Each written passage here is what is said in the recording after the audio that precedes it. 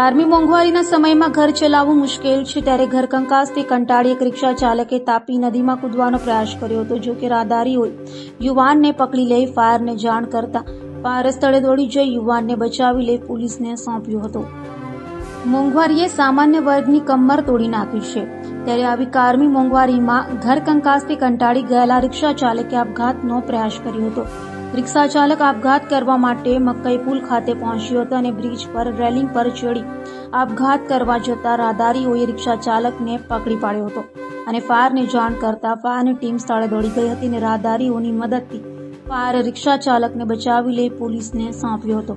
તો રિક્ષા ચાલકે ઘરકંકાસથી કંટાળ્યો હોવાનું કહેતા લોકોએ તેને સમજાવ્યો હતો, જ્યારે પોલીસે તેને પોલીસ મથકે લઈ જઈ કાઉન્સેલિંગ કર્યું હતું.